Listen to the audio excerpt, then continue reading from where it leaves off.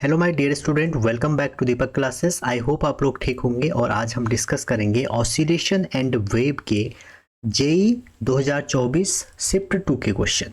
Shift 1 हम already कर चुके हैं, आप हमारे प्लेलिस्ट में जाके वहां से देख सकते हैं। ठीक है, इससे पहले मैं आपको बता दूं, आगे बढ़ने से पहले हमने 23, 22 और लास्ट ईयर में एक ब्रह्मास्त्र सीरीज स्टार्ट कर रहा हूं जो 2020 तक सारे पीवाईक्यू कंटेन करेगी विद कॉन्सेप्ट। आप चाहें तो उसको भी फॉलो कर सकते हैं। इसके पैरेलली हमारी फॉर्मूला रिवीजन सीरीज है जिसमें आप फॉर्मूले को अभी से रिवाइज करते हुए चलिए जिससे आपके एग्जाम तक वो याद हो जाए। ठीक है, जब आप फॉर्मूला रिवाइज करते हैं बच्चों तो आप उसको लिख लीजिए अपने वर्ड में, अपने किसी A4 सीट में, जिससे क्या होगा कि आपको बार बार वीडियो नहीं देखनी पड़ेगी और आप कम टाइम में ज़्यादा चीज़ें कर सकते हैं। चलिए शुरू करते हैं आज के क्वेश्चन। पहले हम ऑसिलेशन के करेंगे, फिर हम वेव के क्वेश्चन करेंगे। तो ऑसिलेशन में पहला क्वेश्चन जो है 10-11 क्वेश्चन होंगे आज हमारे, क्योंकि 10-11 पहले आ गए थे, 1-2 क्वेश्चन आते हैं यहाँ से, आजकल सिलेबस भी रिड्यूस हो चुका है। तो पहला क्वेश्चन है कि एक पार्टिकल है जिसका मास इतना है, आपको मास दिया हुआ है भैया, और कह रहे हैं execute simple harmonic motion F दिया है, तो पूछ रहे हैं टाइम पीरियड कितना होगा।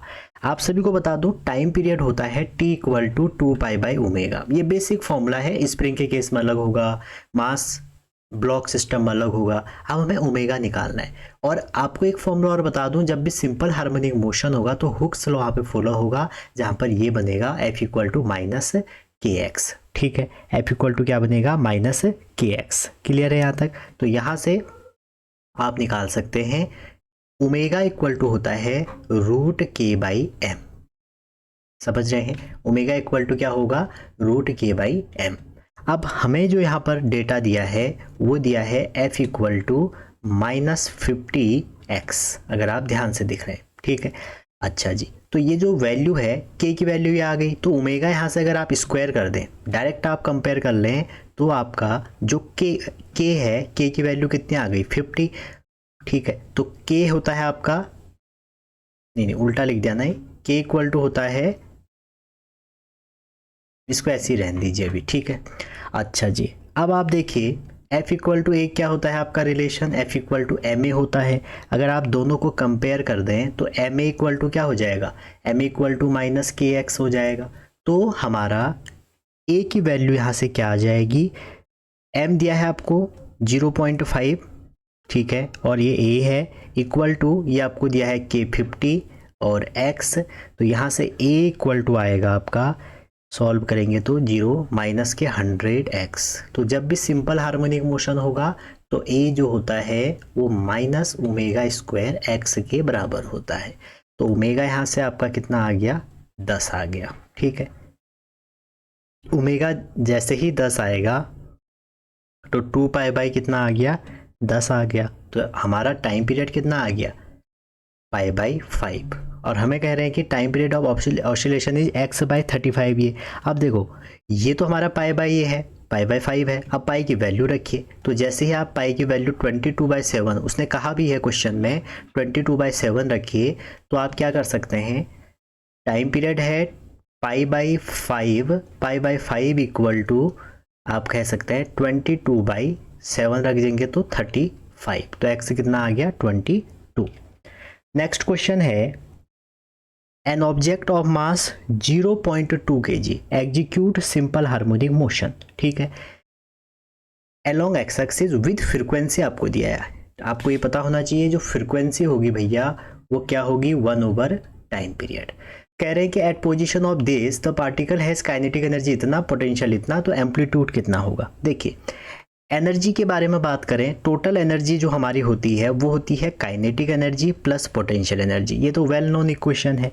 और आपसे ये भी कहा जा रहा है कि जो हमारी काइनेटिक एनर्जी है, जो हमारी 0.04 है, एट 0.04 पे काइनेटिक एनर्जी आपको कहा गया है 0.5 जूल है, और वहीं पोटेंशियल एनर्जी कितनी है 0.4। तो आप टोटल एनर्जी निकाल सकते हैं दोनों को ऐड करके। अगर मैं दोनों को ऐड कर दूं तो टोटल एनर्जी कितनी है 0.9। और टोटल एनर्जी का जो फॉर्मूला होता है वो इंडिपेंडेंट ऑफ एक्स होता है, दैट मीन्स वो होता है ½ ω² a²। ये टोटल एनर्जी होती है। ठीक है, पहले हम टोटल एनर्जी से कैलकुलेट कर लेते हैं चीज़ें। ये 0.9 आ गया, ये हाफ है और मास की वैल्यू कितनी दी है भैया 0.02। आप ऐसा यूनिट में ज़रूर रखिए। एम्पलीट्यूड हमें निकालना है, ओमेगा कितना हो जाएगा, देखिए एफ इक्वल टू होता है 1/2 पाई और इसको आप कह सकते हैं 2 पाई बाई ओमेगा, तो ओमेगा ओवर 2 पाई।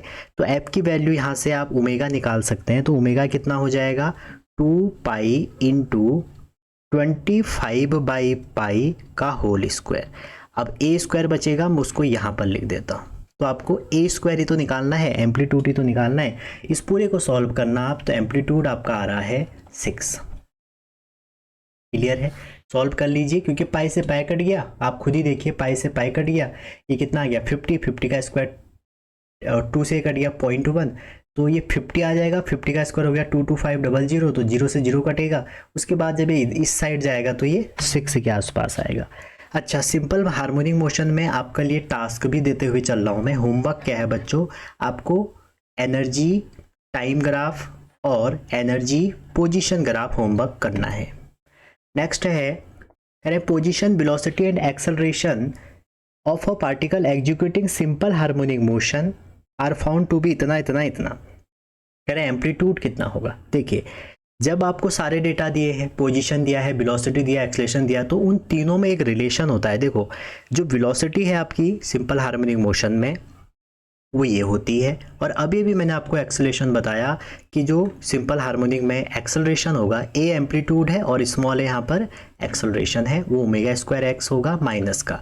अब आपको सारा ही डेटा दिया है, आपको कह रहे हैं कि पोजीशन अगर एक्स ले लें हम 4 है, वेलोसिटी आपकी 2 है, एक्सेलरेशन आपका 16 है, तो मॉड ले लें अगर, तो ये 16 इक्वल टू क्या हो जाएगा ओमेगा स्क्वायर और एक्स की वैल्यू 4, तो इधर जाएंगे तो 4, तो एक्स कितना आ जाएगा, नहीं ओमेगा कितना आ जाएगा, ओमेगा आ जाएगा 2 रेडियन पर सेकेंड आ गया। अब वेलोसिटी में रख दीजिए, अगर ओमेगा की वैल्यू यहाँ रख दें, देखो वेलोसिटी कितनी दी है, वेलोसिटी आपको दी है, कितनी दी है वेलोसिटी 2 दी है, ओमेगा आपका 2 आ गया, रूट ए स्क्वायर और एक्स आपका 4 मतलब 16 आ गया, 2 से 2 कट गया, स्क्वायरिंग ऑन बोथ साइड, तो ये ए आ जाएगा रूट के 17, तो एक्स से कितना हो जाएगा 17। ठीक है, तो बहुत ईजी क्वेश्चन आते हैं, फॉर्मूले याद होने चाहिए। फोर्थ क्वेश्चन कह रहे हैं कि एक particle is doing simple harmonic motion of amplitude इतना। इस बार क्या हुआ कि एम्पलीट्यूड दे दिया है और टाइम पीरियड दे दिया है। एम्पलीट्यूड दिया है 0.06, टाइम पीरियड दे दिया है 3.14। कह रहे हैं मैक्सिमम वेलोसिटी। अभी भी मैंने आपको बताया कि वेलोसिटी होती है रूट, ठीक है, आप मॉड की बात करना है यहाँ पे, क्योंकि साइन कॉस में अगर आप दो एंगल लेंगे, एक में प्लस आती है एक में माइनस आती है, तो एब्सोल्यूट वैल्यू लेनी है। ये मैक्सिमम कब होगी, अब आप देखिए, अगर x आपका 0 होगा, अगर आपका x 0 होगा, मतलब पेंडुलम अगर मीन पोजीशन पे होगा, तो वेलोसिटी कितनी हो जाएगी ओमेगा ए, मतलब ये मैक्सिमम हो जाएगी। मिनिमम कब होगी, जब वो एक्सट्रीम पे होगा, कितनी 0। अब आपसे कह रहे हैं मैक्सिमम बताओ, हमारे पास ओमेगा नहीं है। अभी भी मैंने आपको बताया टाइम पीरियड होता है 2 pi by omega equal to 3.14। अच्छा, ये पाई की ही वैल्यू है तो ये कैंसिल हो जाएगा, तो ओमेगा कितना आ जाएगा, यहाँ से 2 आ जाएगा। तो आपको करना क्या है, 0.06 इंटू 2 करना है, तो 0.12 मीटर पर सेकेंड। आपसे सेंटीमीटर पर सेकेंड में कहा है, तो 12 सेंटीमीटर पर सेकेंड आ जाएगा। नेक्स्ट क्वेश्चन पे चलते हैं। करें सिंपल हार्मोनिक मोशन, इसमें एक डायग्राम भी दिया है। करें टोटल मैकेनिकल एनर्जी ई है, जिसकी वैल्यू मैंने आपको बताई थी अभी, हाफ एम ओमेगा स्क्वायर ए स्क्वायर होती है, ठीक है। और आपसे कह रहे हैं ये स्प्रिंग कांस्टेंट है, अगर इसका मास जो है डबल कर दिया जाए तो नई एनर्जी क्या हो जाएगी। अब ये भी हमने बात करी थी कि जो टोटल एनर्जी होती है, जिसको हम हाफ के ए स्क्वायर या आप कह सकते हैं हाफ एम ओमेगा स्क्वायर ए स्क्वायर। कैसे, क्योंकि ओमेगा का फॉर्मूला होता है रूट के बाई एम। अगर दोनों साइड स्क्वायर कर दोगे ना, तो आपका के की वैल्यू आ जाएगी एम ओमेगा स्क्वायर। अब आपसे ये पूछा गया है कि अगर आपका, ठीक है, अगर आपका टोटल एनर्जी जो है आपका ई है, ठीक है, अगर मास को डबल कर दिया जाए, ठीक है, तो नया आपका क्या हो जाएगा, new energy of the system for same amplitude. देखो एम्पलीट्यूड तो सेम ही है ना, तो एम्पलीट्यूड अगर सेम होगा, किसी भी स्प्रिंग के लिए फोर्स कांस्टेंट आपका सेम रहेगा। आप इसको ना यूज करके ये यूज करेंगे, समझ रहे हैं, क्योंकि स्प्रिंग कांस्टेंट के टर्म में आपको दिया है क्वेश्चन, के दिया है, ठीक। तो स्प्रिंग कांस्टेंट सेम रहेगा, एम्पलीट्यूड अगर आपका सेम है तो एनर्जी उतनी ही रहेगी। नेक्स्ट आगे है इस question, the displacement of a simple harmonic इतना एक इक्वेशन दे दी है, कह रहे हैं टाइम पीरियड निकालो। सिंपल सी बात है, टाइम पीरियड होता है सर 2 पाई बाई, अच्छा टाइम पीरियड दिया है, टाइम पीरियड दिया है 3.14, कह रहे हैं वेलोसिटी निकालो। पहले तो देखिए ये इससे कैंसिल हो जाएगा तो ओमेगा यहाँ पे भी 2 आ गया। अब आपसे कह रहे हैं वेलोसिटी निकालो, तो x दिया है, x कितना दिया है 10 sine omega T plus pi by 3। और जब भी हमें वेलोसिटी निकालनी होती है आप क्या कर दीजिए, डिफरेंशिएट कर दीजिए, क्योंकि इंस्टेंटेनियस वैल्यू निकालनी है। Cos omega T plus pi by 3, और अंदर अगर आप करेंगे तो इनटू में ओमेगा आ जाएगा। ओमेगा की वैल्यू ऑलरेडी हम निकाल चुके हैं 2, ठीक है। अब आपसे करें टी जीरो पे, जब टी जीरो रखेंगे तो जीरो हो जाएगा, तो हमारी वेलोसिटी कितनी हो जाएगी 10 इंटू ओमेगा की वैल्यू 2 हमने निकाल ली, कॉस पाई बाई 3। और कॉस पाई बाई 3 आप सभी को पता होना चाहिए, कॉस पाई बाई 3 कितना हो जाएगा 1/2, तो 2 से 2 कट गया तो आंसर आ जाएगा 10 मीटर पर सेकेंड। नेक्स्ट क्वेश्चन देखिए भैया, अगला क्वेश्चन क्या है, ये वाला 7th क्वेश्चन है। अब हमारे वेव के क्वेश्चन आ गए और इस बार इन्होंने ऑर्गन पाइप से क्वेश्चन पूछने शुरू कर दिए हैं। इससे पहले ये क्वेश्चन नहीं पूछ रहे थे ऑर्गन पाइप से, तो मैं आपसे इसलिए पूछ रहे हैं, मैं आपको अभी भी ओपनली कह रहा हूँ ये क्वेश्चन इसलिए पूछ रहे हैं, ठीक है। ये एक ही क्वेश्चन है दोनों, ये इसलिए पूछ रहे हैं क्वेश्चन। पहले क्या था कि ये नीट में नहीं आ रहा था, अभी हाल फिलहाल नीट में क्या हुए हैं, बहुत सारे क्वेश्चन आए हैं, ठीक है। तो कह रहे हैं कि एक क्लोज पाइप है और एक ओपन पाइप है। आर्गन पाइप आपने क्लोज ओपन पढ़े होंगे, लेंथ दोनों की सेम है। कह रहे हैं ratio of frequency of 7/10 is, जो उनके 7/10 की लेंथ है, मतलब क्लोज की 7 और ओपन की 7 का जो रेशियो है, कह रहे हैं ये है। तो ए की वैल्यू निकालो। अब आपको पता होना चाहिए कि हमारी फ्रीक्वेंसी होती कितनी है। देखिए अगर भैया क्लोज पाइप है, अगर आपका क्लोज पाइप है, उसकी जो फ्रीक्वेंसी होती है वो आपको ऐसे याद रखनी है 2n+1 v/4l, ये क्लोज की है, ठीक है। और अगर ओपन की बात करेंगे तो ओपन में कितनी हो जाएगी, उसको आप याद रखना n+1 v/2l, ऐसे आप याद कर सकते हैं, ठीक है। अब n की जगह पे क्या रख देंगे, n की जगह पे रख देंगे 7, तो ये हो जाएगा 15 v/4l, ठीक है। और ये हो जाएगा आपका 8 v/4l। अब दोनों का जब रेशियो करेंगे FC/FO तो आपका क्या निकल के आएगा 15/16, क्या निकल के आएगा 15/16। तो ये ऑब्वियस बात है a-1 a, तो a कितना आ जाएगा 16 आ जाएगा। ये तो आपका ये वाली है। अगर आपको ये फॉर्मूला नहीं पता होता तब आप कैसे करते, तब आप जाते मेथड पे, ठीक है। क्लोज आर्गन पाइप और ओपन आर्गन पाइप के मेथड पे आपको जाना था, ठीक है। कैसे, एक बार हम उसको डिस्कस कर लेते हैं। अगर अगली बार ये क्वेश्चन आपको आया तो आपने ये गलत नहीं करना है, इसको बिल्कुल सही करना है। चलिए मेथड में हम अगर जाएं, देखो बच्चों होता ऐसा है, जो क्लोज और ओपन आर्गन पाइप की बात है यहाँ पर हम ऐसे करेंगे। देखिए मैं एक स्लाइड ही ले लेता हूँ आपको इसको बताने के लिए, क्योंकि अब इससे क्वेश्चन बनेंगे, कुछ टाइम तक बनेंगे। देखिए होता क्या है, जो ओपन आर्गन पाइप है, आपको ये ध्यान रखना है, जो ओपन आर्गन पाइप है, ओपन में जो हमारी वेवलेंथ होती है, वेवलेंथ वो होती है 2l/n। अगर उसकी लेंथ हमारी l है ना, तो उसको 2l/n हम जनरलाइज फॉर्मूला लिखते हैं। और वहीं जो क्लोज होता है उसकी जो वेवलेंथ होती है वो 4l/2n-1 होती है, ठीक है। क्लोज वाले में हमारे ऑड वाले मिसिंग होते हैं, ठीक। अब आप देखिए, अब सबसे पहले इसमें आता है फंडामेंटल फ्रीक्वेंसी, किसमें, दोनों में फंडामेंटल आएगा। सबसे पहले देखिए जो फंडामेंटल फ्रीक्वेंसी है, अगर आपसे पूछा जाएंगे फंडामेंटल फ्रीक्वेंसी, कभी कभी फंडामेंटल को फर्स्ट हार्मोनिक भी बोलते हैं, ठीक है। तो फंडामेंटल फ्रीक्वेंसी जो इसकी होती है वो तो आपको याद करनी ही पड़ेगी, v/2l होती है। और इसकी फंडामेंटल आप यहाँ पर n1 रख के देख लीजिए, ठीक है। तो फिर फ्रीक्वेंसी वाला बेसिक फॉर्मूला लगा दीजिए, इसकी जो फंडामेंटल होगी वो v/4l होगी, ठीक है। इसीलिए मेरे जो पीछे फॉर्मूला है ना, v/4l और v/2l आया है। अब आप ध्यान से देखना, आपको आप क्या विजुलाइज करना है, फंडामेंटल के बाद आपकी जो दूसरी वाली होगी उसको हम बोलेंगे फर्स्ट ओवरटोन। फर्स्ट ओवरटोन, तो फर्स्ट ओवरटोन में क्या होगा, अगर इसको मैं N1 ले लूँ तो ये 2 टाइम N1 हो जाएगी, 2 बार हो जाएगी। अगर मैं कह दूँ सेकेंड ओवरटोन, तो सेकेंड ओवरटोन में ये क्या हो जाएगी 3N1, एक बढ़ा देना है। थर्ड कह देंगे तो थर्ड में कितनी हो जाएगी 4N1। सिमिलरली हमारे क्वेश्चन में क्या पूछा गया था, सेवन्थ ओवरटोन। अब आप देखिए ये तो था फंडामेंटल फ्रीक्वेंसी, जो हमारा फर्स्ट ओवरटोन होता है वो सेकंड हार्मोनिक को बोला जाता है। सेकंड हार्मोनिक को क्या बोलते हैं, फर्स्ट ओवरटोन। फर्स्ट ओवरटोन, इसको सेकंड ओवरटोन, ठीक है। ऐसे ही अगर आप सेवन्थ पे जाएंगे तो सीधा कहाँ पहुँचेंगे वो आपको देखना है, तो इसीलिए हमने इसको जनरलाइज कर दिया है कि सेकंड में क्या आ रहा है, इसमें सेकंड में फोर्थ आ रहा है, ठीक है। तो हमारा जो फॉर्मूला हो जाएगा ओपन का, वो कितना हो जाएगा, ओपन का हो जाएगा n+1, ठीक है। तो इसी से आप इसको सॉल्व करिएगा, ये आंसर आ जाएगा। नेक्स्ट क्वेश्चन है, क्वेश्चन नंबर आपका जो है वो है ये 8 होगा क्वेश्चन नंबर 8 है। करें दो आपके पाइप हैं, ऑर्गन पाइप हैं, और ये कैसे हैं, दोनों ओपन पाइप हैं, लेंथ 60 है और 90 है। कह रहे हैं रेजोनेंट कर रहे हैं सिक्स्थ और फिफ्थ क्या करें, रेजोनेंट, ठीक।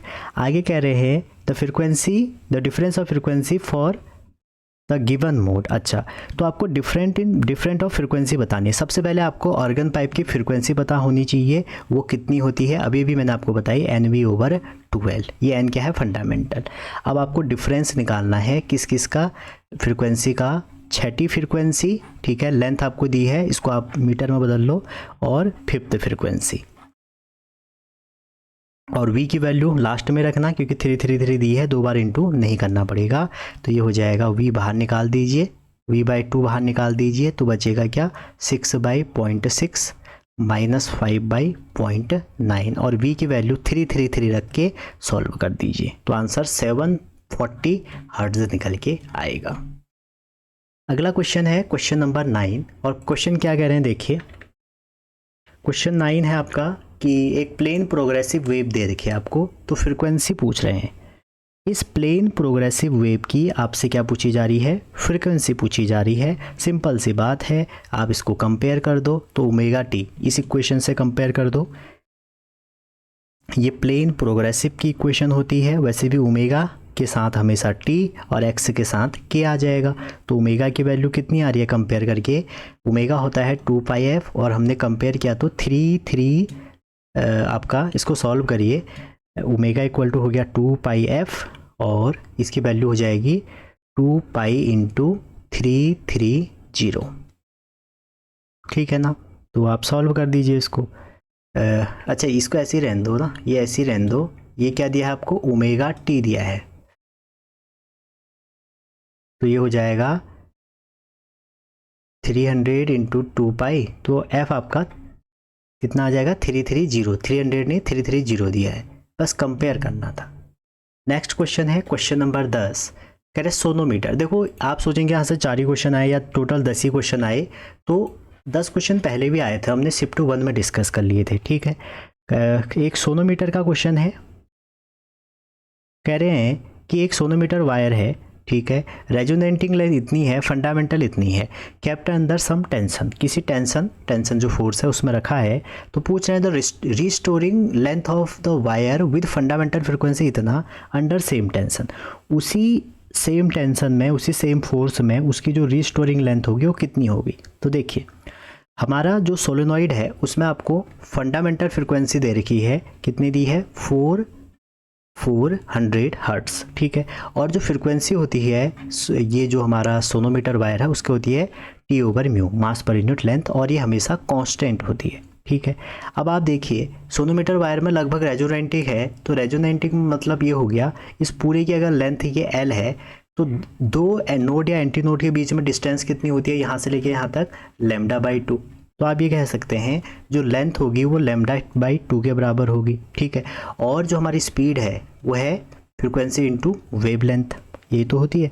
तो आप इसको सॉल्व कर सकते हैं, यहाँ से सॉल्व करिए अगर, तो लेंथ इक्वल टू हो जाएगी स्पीड/2, ये फ्रिक्वेंसी नीचे चले जाएगी स्पीड, और v की वैल्यू यहाँ से आ जाएगी 2L/f0, ठीक है। तो अब आप ऐसे ही सेकंड केस के लिए लगा लें। जब सेकंड केस के लिए लगाएंगे, सेकंड केस के लिए क्या हो जाएगा, सेकंड केस के लिए अगर लेंथ L1 है, ठीक है, स्पीड v है और फ्रीक्वेंसी कितनी है मान लो f1 है, ठीक है, तो दोनों को कंपेयर कर लो क्योंकि ये तो फिक्स रहेंगे ना। तो हमारा दोनों को कंपेयर करने के बाद आ जाएगा इक्वल टू, ये v की वैल्यू यहाँ रख देंगे तो 2LF0 ओवर 2F1, 2 से 2 कैंसिल हो जाएगा। तो इसको सॉल्व कर लीजिए, किसको, L, ये F0 जो हमारी फंडामेंटल है ये F0 है, 2LF0 ओवर आप क्या कर लीजिए F1, ये कर लीजिए, आंसर आपका आ जाएगा। ठीक है, चलिए इतने ही क्वेश्चन थे बच्चों और आई होप ये समझ पाए हो आप। ठीक है, तो मिलते हैं अगली वीडियो में, तब तक अपना ध्यान रखिए, पढ़ते रहिए, विशिंग ऑल द बेस्ट।